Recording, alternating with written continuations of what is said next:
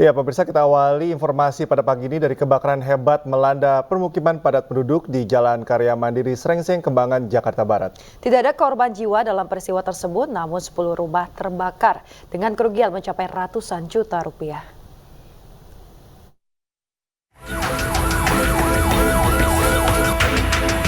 Kobaran api menghanguskan sebuah bangunan toko kusen kayu dan satu mobil pick-up yang terparkir di dalamnya. Puluhan petugas Dinas Pemadam Kebakaran Kota Depok yang tiba di lokasi langsung berjibaku memadamkan api.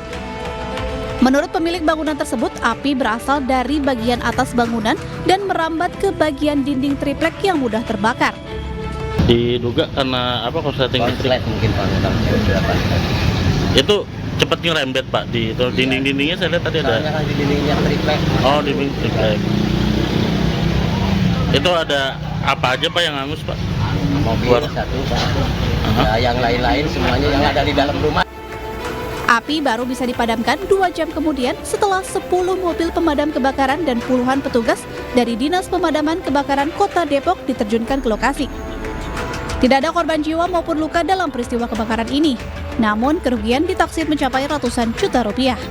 Dari Depok, Jawa Barat, Iyung Rizky, iNews melaporkan. 3 bangunan yang terdiri dari 1 toko elektronik dan 2 rumah tinggal warga di Jalan BT Tambora, Jakarta Barat, Kamis siang ludes terbakar. Kebakaran diduga terjadi karena korsleting dari tiang listrik yang tepat berada di depan toko elektronik.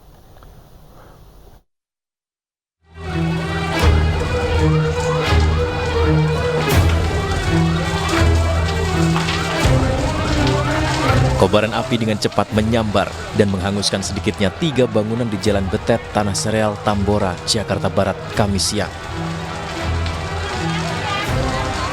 Mencegah meluasnya kebakaran, petugas pemadam kebakaran dan BPBD Kota Jakarta Barat serta warga setempat berupaya melakukan proses pemadaman. Munculnya kobaran api diduga terjadi karena korsleting dari sebuah tiang listrik yang berada tepat di depan toko elektronik. Akibatnya 1 toko elektronik dan 2 rumah tinggal warga ludes terbakar. 3 bangunan.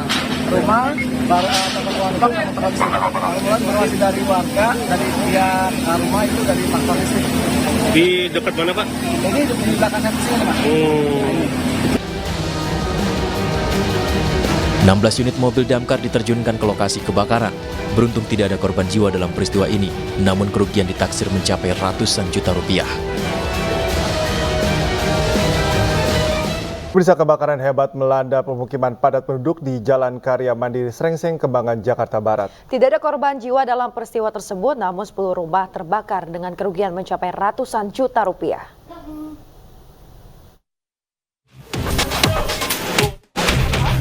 Kebakaran hebat terjadi di permukiman padat penduduk di Jalan Karya Mandiri, Srengseng, Kembangan, Jakarta Barat, Jumat dini hari.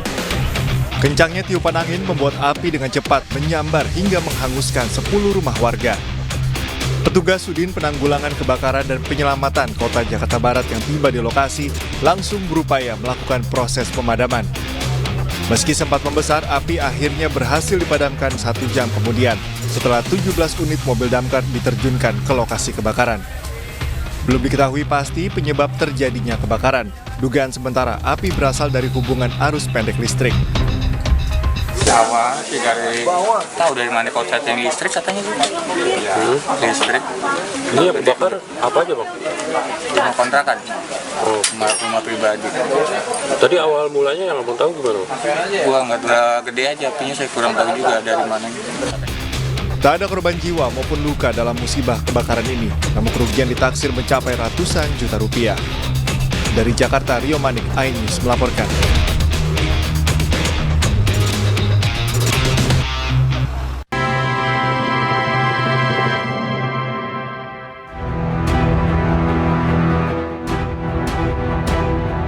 Juru bicara tim Ganjar Mahfud, Aiman Wicaksono mendatangi Komnas HAM. Kedatangannya kali ini untuk mengadukan terkait penyitaan ponsel yang dilakukan Polda Metro Jaya dalam penanganan kasus dugaan penyebaran berita bohong atau hoax. Ya, kami di sini mengadukan kepada Komnas HAM terkait dengan kasus yang menimpa saya dalam kaitan ada dugaan pelanggaran HAM dalam penanganan kasus saya. Pengaduan terkait hak asasi Aiman sebagai wartawan sesuai pasal 4 ayat 4 Undang-Undang Pers. Aiman yang pada saat menerima informasi dari narasumber masih berstatus sebagai wartawan. Sehingga sejak diterima informasi itu, Aiman dilindungi oleh hukum, yaitu memiliki hak untuk tidak memberikan bukti narasumber. Hak ingkar wartawan untuk melindungi narasumbernya. Karena persis di dalam handphone inilah terjadi percakapan antara Aiman dengan narasumbernya. Dan kelihatannya yang ingin dicari adalah narasumber itu. Sementara itu, Komisioner Komnas HAM Hari Kurniawan menyebutkan bahwa jurnalis adalah pembela HAM, sehingga kinerjanya dilindungi undang-undang. Komnas HAM juga akan berkoordinasi dengan Dewan Pers terkait kasus yang menimpa Aiman. Jurnalis itu kan semuanya pembela HAM tuh. Mas-mas dan mbak-mbak ini semuanya pembela HAM. Jadi ini dilindungi oleh undang-undang tentunya. Kan di pasal 100 Undang-Undang HAM jelas dikatakan setiap orang yang melakukan kerja-kerja pemajuan dan perlindungan terhadap hak asasi manusia itu disebut sebagai pembela HAM. Nah, di Komnas HAM sendiri ada mekanisme pengaturan tentang terkait pembela HAM. Selain ke Komnas HAM, Aiman dan tim hukum TPN Ganjar Mahfud juga mendatangi gedung Divpropam Mabes Polri untuk melaporkan penyidik Polda Metro Jaya terkait penyitaan handphone pribadi miliknya saat pemeriksaan. Dan itu dilindungi oleh Undang-Undang Pers. Tentu kita berharap bahwa dalam penyelesaian ini semestinya dikedepankan penyelesaian berdasarkan Undang-Undang Pers. Nah, ini kita meminta Propam mengevaluasi itu, memeriksa itu, menginvestigasi itu. Wakil Direktur Eksekutif Deputi Hukum TPN Ganjar Mahfud, Vincentius Medrova menjelaskan, aduan ke Divpropam Mabes Polri untuk dapat mengevaluasi proses penyidikan yang terjadi di Polda Metro Jaya. Aiman bersama tim hukum TPN juga akan melakukan pra-peradilan ke Pengadilan Negeri Jakarta Selatan terkait prosedur penahanan telepon seluler miliknya. Sebelumnya, jubir TPN Ganjar Mahfud Aiman Wicaksono diperiksa terkait kasus dugaan aparat tidak netral dalam pemilu selama 12 jam di Polda Metro Jaya Jumat lalu. Sementara itu, penyitaan ponsel Aiman oleh penyidik dinilai melanggar hukum karena Aiman masih berstatus saksi. Dari Jakarta, Tim Liputan iNews melaporkan. Pemirsa, puluhan guru besar dan sivitas akademika dari Universitas Islam Indonesia, Yogyakarta dan juga Universitas Gadjah Mada menyampaikan petisi untuk Presiden Joko Widodo. Petisi digelar sebagai bentuk keprihatinan karena di masa pemerintahan Jokowi banyak terjadi penyimpangan dalam pemilu.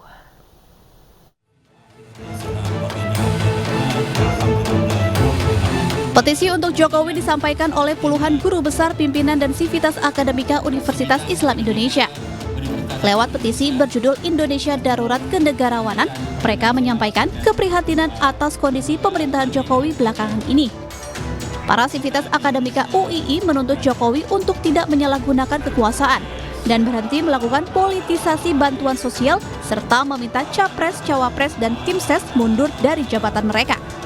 Petisi ini dibuat bukan sebagai partisan, melainkan bentuk keprihatinan atas kondisi bangsa 2 pekan jelang pelaksanaan pemilu. Menuntut Presiden Joko Widodo beserta semua aparatur pemerintahan untuk berhenti menyalahgunakan kekuasaan dengan tidak mengerahkan dan tidak memanfaatkan sumber daya negara untuk kepentingan politik praktis, termasuk salah satunya dengan tidak melakukan politisasi dan personalisasi bantuan sosial. Petisi juga disampaikan sejumlah sivitas akademika yang terdiri dari guru besar, dosen, mahasiswa, hingga alumni UGM Yogyakarta. Menyampaikan petisi untuk Presiden Joko Widodo, mereka menilai banyaknya terjadi penyimpangan selama masa pemerintahan Jokowi. Lewat petisi Bulak Sumur, sivitas akademika UGM meminta dan menuntut Presiden Jokowi, aparat penegak hukum, semua pejabat negara dan aktor politik yang berada di belakang Presiden untuk segera kembali ke koridor demokrasi, serta mengedepankan nilai-nilai kerakyatan dan keadilan sosial.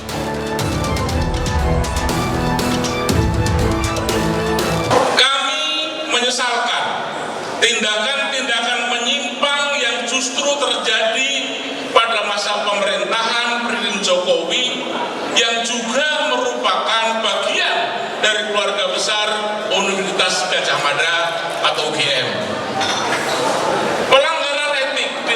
Konstitusi.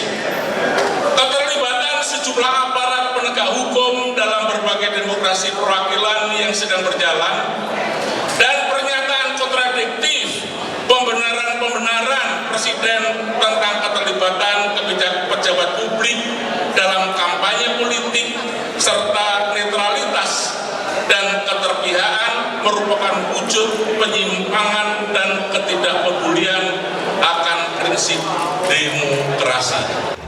Mereka juga mendesak DPR dan MPR untuk mengambil sikap dan langkah nyata dalam menyikapi berbagai gejolak politik yang terjadi selama pemilu 2024. Dari Yogyakarta, Gunarto Farhan, Heru Trijoko, iNews melaporkan.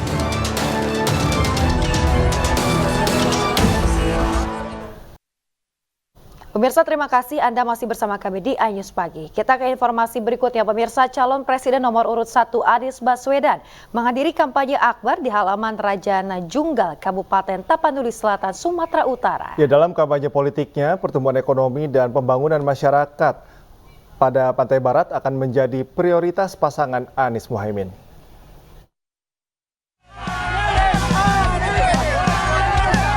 Ribuan masyarakat Kabupaten Tapanuli Selatan, Sumatera Utara menyambut kedatangan calon presiden nomor urut 1 Anies Baswedan di halaman Rajana Junggal, Kecamatan Angkola, Muara Tais, Kabupaten Tapanuli Selatan, Sumatera Utara.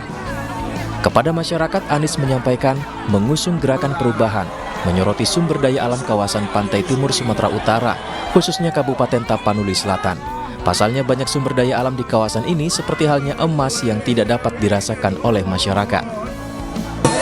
Kita ingin agar kemajuan perekonomian di seluruh kawasan Tapanuli Selatan khususnya, dan juga seluruh pesisir pantai barat Sumatera Utara menjadi prioritas untuk pembangunan ke depan. Investasi didorong, tapi bukan seperti selama ini. Selama ini investasi banyak, tapi padat modal. Usai melakukan kampanye akbar di Kabupaten Tapanuli Selatan, Anies pun bertolak ke Deli Serdang, Sumatera Utara untuk melakukan kampanye akbar di hari pertama pada bulan Februari ini. Dari Tapanuli Selatan, Sumatera Utara, Indra Mulia Siagian, iNews melaporkan. Pemirsa, Capres nomor urut 2 Prabowo Subianto pada Rabu malam kemarin bertemu dengan ratusan pendukungnya di salah satu pusat perbelanjaan di kawasan Kemang, Jakarta Selatan. Di hadapan pendukungnya, Prabowo mengungkapkan jika apa yang dilakukan saat ini semata-mata untuk rakyat.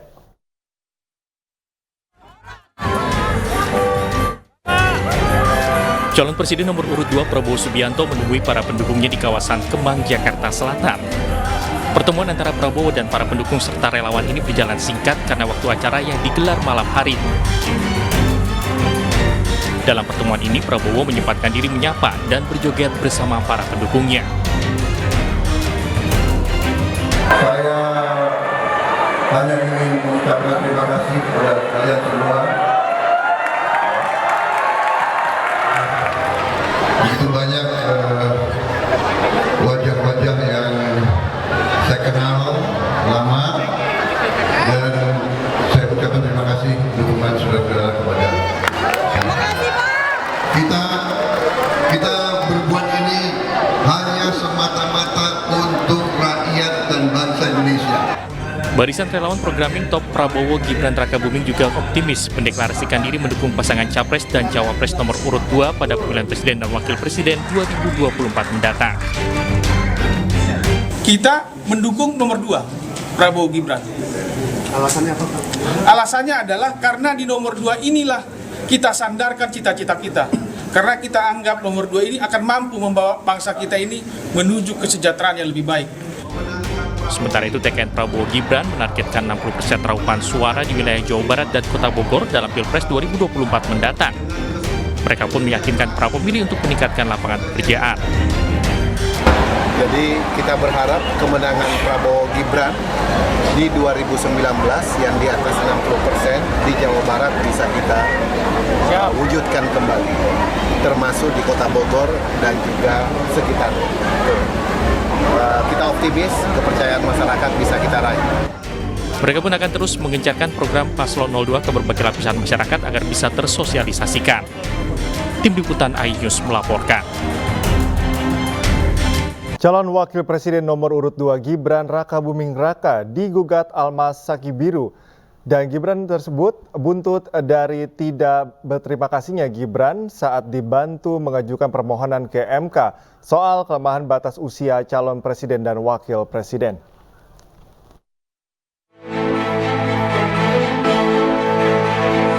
Calon Wakil Presiden nomor urut 2 Gibran Rakabuming Raka digugat Almas Sakibiru. Gugatan tersebut buntut dari tidak berterima kasihnya Gibran kepada penggugat yang telah memberikan peluang kepadanya sehingga bisa maju di Pilpres 2024. Itu mengenai gugatan bahwasanya si Almas itu kan wis ngajukan permohonan di MK kemudian dikabulkan. Nah, kok tidak ngasih tidak ngasih ucapan terima kasih kalau tidak salah yang seperti kita baca di dalam gugatannya yang sudah diupload di SIPP itu tadi. Nah, mengenai tindak lanjutnya benar tidaknya yaitu nanti nunggu persidangan. Sosok Almas merupakan penggugat batas usia Capres dan Cawapres ke Mahkamah Konstitusi yang membuka jalan Gibran untuk maju di pemilihan Presiden 2024. Menurut Humas Pengadilan Negeri Surakarta, Bambang Arianto, gugatan telah dimasukkan Senin 29 Januari lalu. Dari Solo, Jawa Tengah, Septianto Roainews melaporkan. Pemirsa, Cawapres nomor urut 3 Mahfud MD resmi menyerahkan surat pengunduran diri sebagai Menko Polhukam kepada Presiden Joko Widodo. Mahfud memutuskan mundur karena tak ingin mencampur adukan jabatannya dengan posisi politiknya saat ini.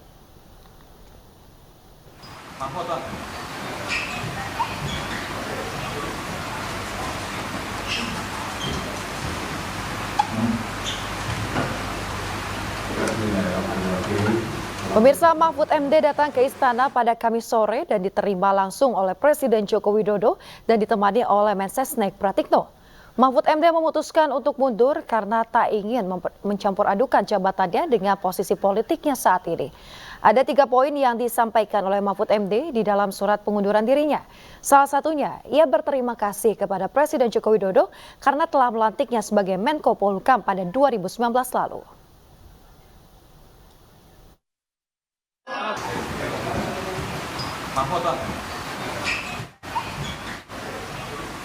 Saya menyampaikan terima kasih kepada Presiden Republik Indonesia Bapak Joko Widodo yang pada tanggal 23 Oktober tahun 2019 melantik saya sebagai Menko Polhukam dan menyerahkan SK pengangkatannya dengan penuh penghormatan kepada saya dan penghormatan saya kepada beliau pada saat itu, sehingga saya secara resmi dan dengan penuh hormat juga hari ini menyatakan surat untuk menyatakan minta atau mohon berhenti dengan sebuah surat itu. Nah, lalu visi yang kedua surat itu, substansi surat itu adalah permohonan berhenti. Lalu yang ketiga, saya mohon maaf kepada beliau kalau memang ada masalah-masalah yang kurang saya laksanakan dengan baik. Pemirsa, Capres nomor urut 3 Ganjar Pranowo berdialog dengan para tokoh agama di Manado, Sulawesi Utara. Sementara Cawapres nomor urut 3 Mahfud MD berkunjung ke Aceh dan membahas beberapa, pemerataan, pembangunan, dan kemajuan bangsa.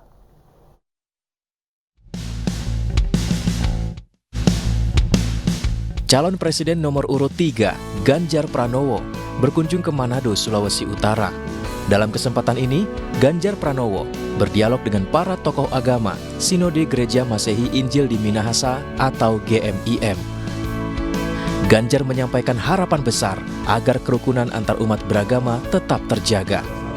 Sementara itu dalam dialognya, ternyata masyarakat tertarik dengan program Kartu Sakti dan kaitannya dengan UMKM.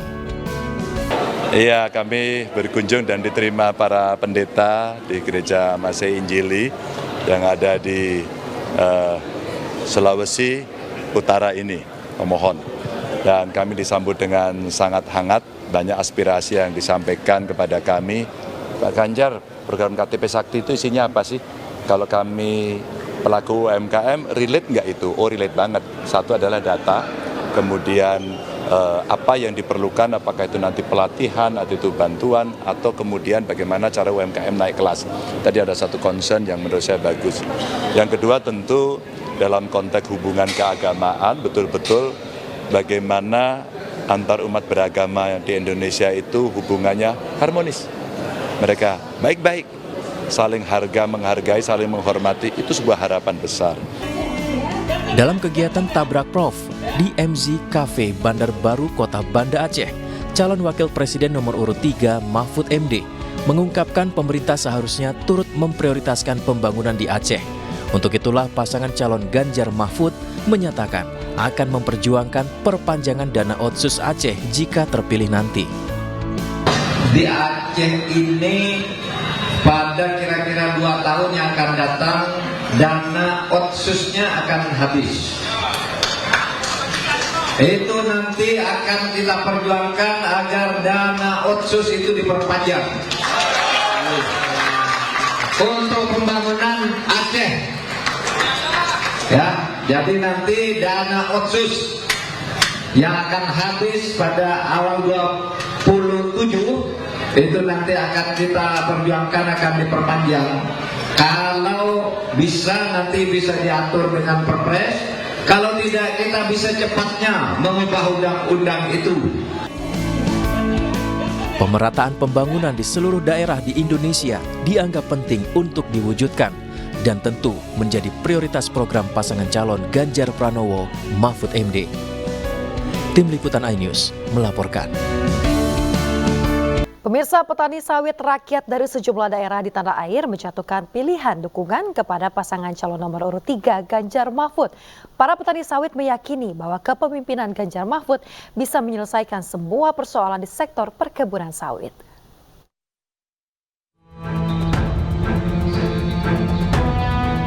Dukungan untuk pasangan calon presiden dan wakil presiden nomor urut 3 Ganjar Mahfud terus mengalir dari berbagai kalangan. Kali ini dukungan datang dari petani sawit rakyat dari sejumlah daerah di tanah air. Dukungan dijatuhkan kepada paslon Ganjar Mahfud lantaran memiliki visi misi yang cukup realistis di sektor perkebunan sawit. Selain itu, program yang dijanjikan Ganjar Mahfud adalah soal akses dan pinjaman yang akan mudah didapatkan oleh para petani sawit. Karena Ganjar Mahfud itu punya program yang sangat realistis untuk menyelesaikan masalah di sektor perkebunan sawit. Seperti misalnya soal masalah hilirisasi yang hanya menguntungkan konglomerasi di sektor sawit.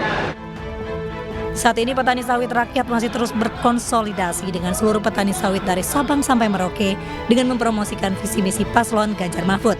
Dari Jakarta, Rani Sanjaya, iNews melaporkan. Ketua Umum DPP Kartini Perindo Liliana Tanusudibyo yang juga caleg DPR RI Dapil DKI Jakarta II menghadiri Basar Sembako Murah dan pemeriksaan kesehatan gratis yang digelar Partai Perindo di Karet Tengsin, Tanah Abang, Jakarta. Liliana Tanusudibyo juga memotivasi para ibu untuk hadir dan terus bersemangat dalam mendidik anak-anaknya.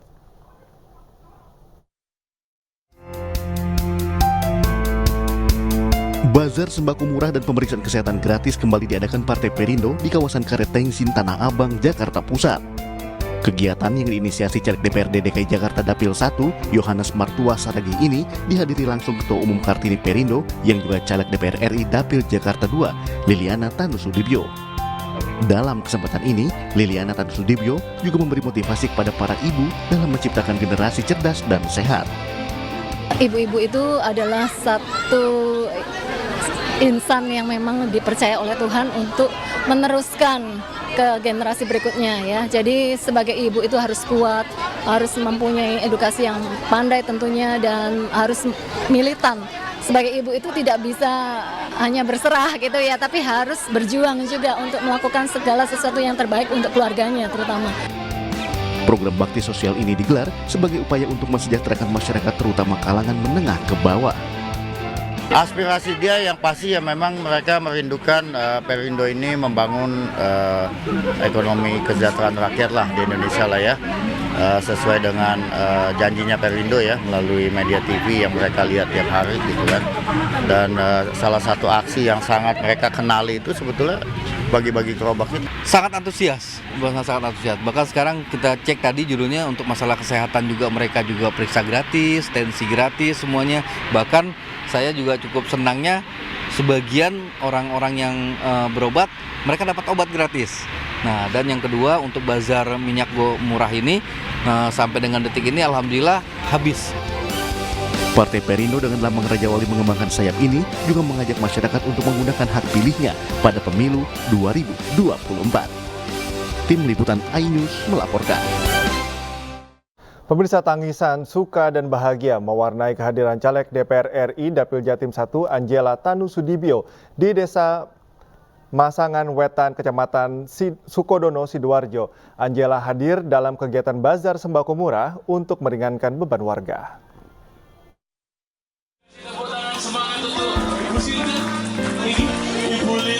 Lilis tak kuasa menahan tangisnya saat bertemu langsung dengan idolanya, Angela Tanusudibyo, yang juga Wamen Parekraf ini. Lilis bahagia karena selama ini dirinya hanya melihat Angela di televisi dan media sosial. Kehadiran Angela Tanusudibyo, caleg DPR RI Dapil Jatim 1, juga disambut meriah warga di area perumahan Safira Stone Resort di Desa Masangan Wetan, Kecamatan Sukodono, Sidoarjo. Kepada masyarakat, Angela kembali tegaskan komitmennya dan Partai Perindo dalam memberantas korupsi. Yang penting untuk mempunyai mental anti korupsi adalah menjadi wakil rakyat, bekerja sebagai bagian dari ibadah. Kami mempercayai bahwa bekerja ini adalah bagian dari ibadah, Bapak Ibu. Pertanggungjawaban kami terhadap Yang Maha Kuasa. Dalam kegiatan ini, warga juga dapat membeli paket sembako murah. Satu paket sembako yang isinya 1 liter minyak goreng dan 1 kilogram gula dapat dibeli dengan harga Rp15.000. Bu Angela itu orangnya karismatik, merakyat, baik, ramah, orangnya mas. Warga juga diajak untuk memilih Partai Perindo dan Capres-Cawapres Ganjar Mahfud dengan mensosialisasikan tata cara pencoblosan surat suara pemilu 2024. Dari Sidoarjo, Jawa Timur, Yoyo Agusta, iNews melaporkan. Pemirsa, kampanye dan safari politik dilakukan PLT Ketua Umum Partai Persatuan Pembangunan Muhammad Mardiono di Tanah Papua ke Kabupaten Merauke dan juga Nabire. Pemirsa, di Kabupaten Nabire, Papua Tengah, kedatangan PLT Ketua Umum P3 Muhammad Mardiono dalam agenda konsolidasi bersama kader dan juga caleg disambut meriah dan hangat oleh masyarakat. Pimpinan partai berlambang Ka'bah ini mengatakan kedatangannya ke Tanah Papua merupakan bentuk keseriusan P3 untuk memperjuangkan kesejahteraan masyarakat di bumi Cendrawasih.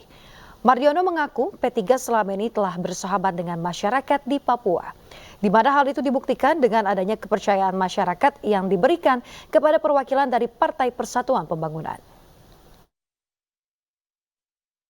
Kita hadir di Papua, Partai Persatuan Pembangunan adalah untuk berjuang mensejahterakan rakyat khususnya di Kabupaten Nabire, Papua Tengah, dan umumnya di seluruh Papua. Dan alhamdulillah selama ini ya Partai Persatuan Pembangunan telah diterima bersahabat dengan rakyat Papua karena telah dibuktikan bahwa ada kader-kader P3 di Nabire. Ya pemirsa, sebelumnya Mardiono juga menghadiri rapat internal bersama para kader dan calon anggota legislatif se-Papua Selatan di Kabupaten Merauke. Ia meyakini seluruh kader dan juga simpatisan P3 di Papua Selatan sudah siap 99% menghadapi pemilihan umum 2024. Sementara itu pemirsa, Ketua Wilayah DPW P3 Papua Selatan, Jaya Ibnu Suud, juga optimis dapat mencapai target yang dicanangkan, yakni 11 kursi di DPRD Kabupaten, Kota, 3 kursi DPRD Provinsi, dan 1 kursi DPR RI.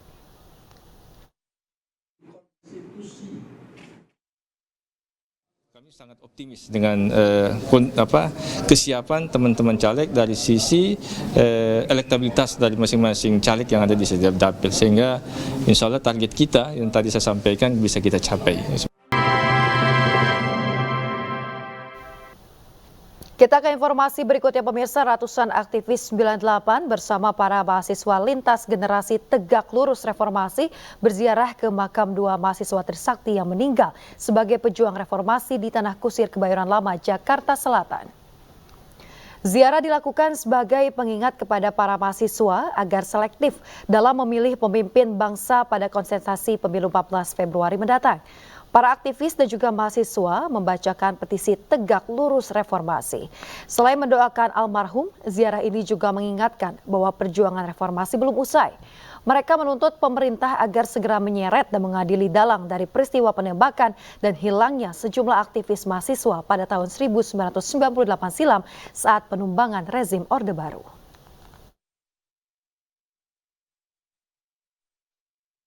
Terlebih dalam menghadapi kontestasi 2024, kita tidak ingin dan kita memberikan pesan pada rakyat, jangan pernah bangsa ini memilih pemimpin yang dikenal sebagai pelaku kejahatan hak asasi manusia. Ini menjadi ancaman serius bagi demokrasi, ancaman serius bagi kejahatan HAM, ancaman serius bagi pandangan dunia internasional kepada negara kita.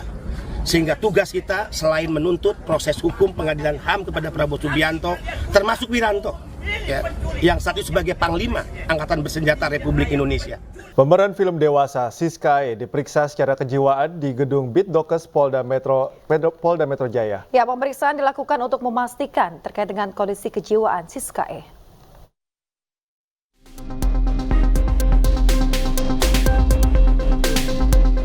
Hari ini Bitdokes Polda Metro Jaya memeriksa kondisi kejiwaan Siska E. Pemeriksaan ini bertujuan untuk memastikan kondisi kejiwaan Siska E lantaran kuasa hukumnya menyebut bahwa Siska E mengalami gangguan jiwa.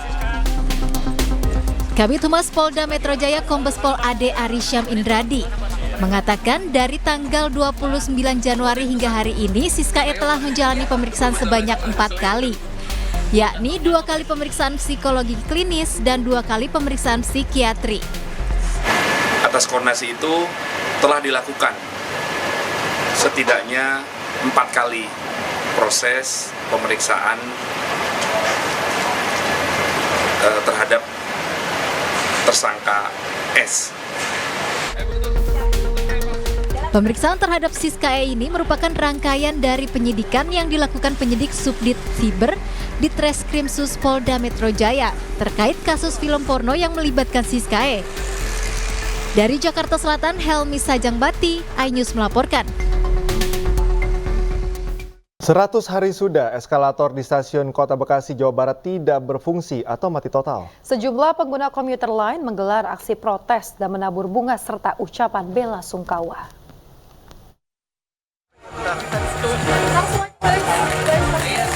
Sejumlah pengguna komuter lain menggelar aksi protes dan menabur bunga serta ucapan bela sungkawa atas tidak berfungsinya eskalator di stasiun Bekasi. Dalam aksinya, pengguna komuter lain membawa miniatur makam dan karangan bunga sebagai simbol matinya fasilitas publik yang sudah 100 hari tak kunjung diperbaiki oleh pihak PT KAI. Keluhan sudah disampaikan kepada pengelola stasiun Bekasi, namun belum juga direspon serius. Para pengguna KRL menyebut eskalator di stasiun Bekasi ini sangat dibutuhkan oleh para pengguna kereta di stasiun Bekasi karena tidak semua pengguna kereta memiliki fisik kuat untuk menaiki tangga, terutama bagi mereka yang berusia lanjut dan membawa barang. Ya, ini sudah hari ke-100 eskalator Bekasi mati. Kita bisa melihat pelayanan publik yang terbengkalai dan sepertinya tidak ditanggapi secara serius. Jadi kami dengan aksi ini mendoakan mudah-mudahan pengelola stasiun, kemudian KAI juga diberikan kekuatan untuk segera menghidupkan kembali eskalator yang mati ini. Protes matinya eskalator di stasiun Bekasi sebelumnya juga telah dilakukan secara masif di media sosial. Namun hingga kini tidak pernah ada respon dari pihak PT KAI. Para pengguna kereta komuter lain berharap agar pihak PT KAI segera memperbaiki fasilitas publik eskalator yang saat ini tak berfungsi. Dari Bekasi, Jawa Barat, Rahmat Hidayat, iNews melaporkan.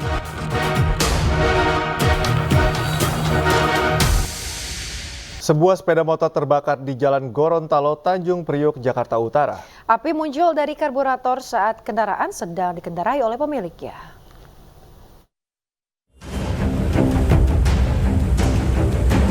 Warga serta pengguna jalan terkejut melihat sepeda motor terbakar di Jalan Gorontalo, Tanjung Priok, Jakarta Utara, Kamis siang. Kejadian bermula saat sepeda motor sedang dikendarai pemiliknya. Saat melintas di Jalan Gorontalo, sepeda motor mendadak mati mesin, lalu tiba-tiba api muncul dari karburator hingga membakar bagian mesin. Kejadian ini langsung menjadi pusat perhatian. Pagi belum ada. Dari pagi tuh motor normal. Oh, normal aja. Terus kalau ini motor jenis apa? Kopling itu, Pak? Iya, kopling. Bapak sendiri? Sendiri saya. Ada luka nggak, Pak? Nggak ada, alhamdulillah. Akibat terbakar, motor tersebut hanya menyisakan kerangka. Tidak lama kemudian, petugas dari Polsek Tanjung Priuk datang meninjau lokasi kejadian. Dari Jakarta, Sofyan Firdaus, iNews melaporkan. Diduga hilang kendali, sebuah truk tronton menabrak sebuah rumah makan serta sebuah mobil yang terparkir di halaman warung di Sragen, Jawa Tengah. Beruntung pemirsa, kecelakaan tersebut tidak memakan korban jiwa.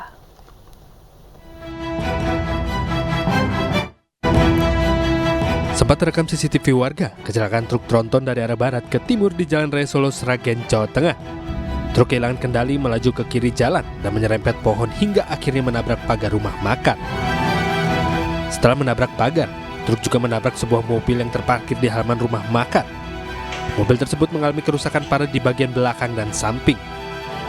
Kejadian tersebut menarik perhatian warga dan menyebabkan kemacetan lalu lintas di lokasi. Itu lepas, tiba-tiba setir itu buang ke kiri sendiri, tak banting ke kanan nggak bisa setirnya, dan ngiri terus, derotnya lepas.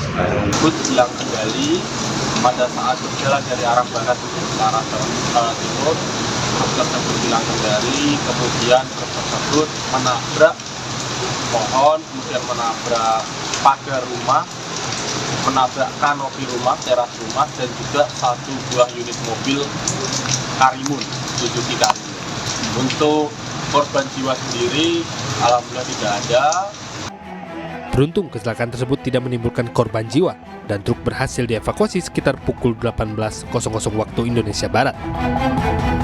Dari Sragen, Jawa Tengah, Joko Piroso, iNews melaporkan. Pemirsa, viral di media sosial, seorang suami membawa istrinya yang lumpuh berobat ke rumah sakit dengan gerobak di kota Lubuk Linggau, maksud kami, Sumatera Selatan. Sang istri menderita sakit sejak 8 tahun lalu. Ya Allah, sakit pada sekor. Inilah rekaman video amatir yang merekam seorang suami mendorong istrinya menuju poliklinik rumah sakit. Sepasang suami istri ini diketahui bernama Parmin dan Rismiwati, keduanya warga RT 04, Kelurahan Sumber Agung, Kecamatan Lubuk Linggau Utara 2, Kota Lubuk Linggau. Keseharian Parmin bekerja sebagai tukang gali sumur dan kuli bangunan. Mereka tinggal di kontrakan dan hidup serba kekurangan. Sekarang ini tidak bisa berjalan di antara 4 bulan ini, 3 bulan lagi tidak berjalan. Jadi makan disuapin? Makan disuapin. Gitu ya? Nah, selama ini dia ngesot, aku masih bekerja di lahat, pekerjaanku tukang gali sumur di lahat. Jadi kalau bapak kerja, ibu dibawa? Tinggal dia apa sama anak ini, waktu dia masih bisa ngesot. Iya ya. Parmin berharap kepada pemerintah agar dapat membantu istrinya mendapatkan perawatan. Ia juga berharap istrinya mendapat hidayah dan bisa sembuh kembali. Dari Lubuk Linggau, Sumatera Selatan, Sudirman, iNews melaporkan. Pemirsa, Institut Teknologi Bandung akhirnya meminta maaf atas kegaduhan akibat kebijakan pembayaran uang kuliah atau pembiayaan uang kuliah tunggal melalui skema cicilan dan pinjaman online. ITB pun menyebut skema pembayaran melalui pinjol sebagai solusi alternatif.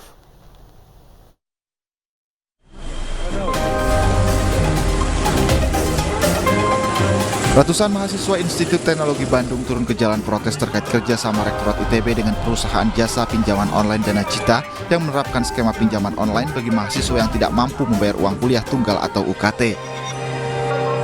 Mahasiswa menilai ITB tidak memberikan keringanan kepada mahasiswa yang tidak mampu sehingga menawarkan solusi melalui pinjaman online. Namun pihak Rektorat membantah kabar ITB menjadikan pinjol sebagai opsi utama dalam pembayaran UKT. Asalkan kalau belum tahu dalam gitu kan ya, yang dimengerti aja, yang ditampilkan itu kan biasa ya. Tapi nanti kalau sudah dapat informasi lebih lanjut, oh iya. Nah ini edukasi ya terkait dengan masalah fintech ini penting berikutnya, karena kedepannya kita ekonomi karena digital ini makin besar. Pak, berarti penekanan menampik ya untuk mengarahkan mahasiswa untuk menggunakan fintech ini dalam ini berarti? Menampiknya tuh maksudnya ya kita tidak terus kamu kalau ini kesana ya, bukan gitu. Sebelumnya ramai di media sosial, ITB menawarkan solusi pinjaman online untuk membayar biaya kuliah. Kebijakan ini mendapat beragam reaksi dan komentar dari masyarakat, diantaranya menyayangkan mengenai sikap ITB sebagai salah satu universitas terkemuka di Indonesia seolah-olah melegalkan pinjol. Institut Teknologi Bandung pun akhirnya meminta maaf terkait kisruh yang terjadi akibat kebijakan pembayaran uang kuliah tunggal dengan skema pinjaman online melalui platform Dana Cita. Dari Bandung, Jawa Barat, kontributor iNews melaporkan.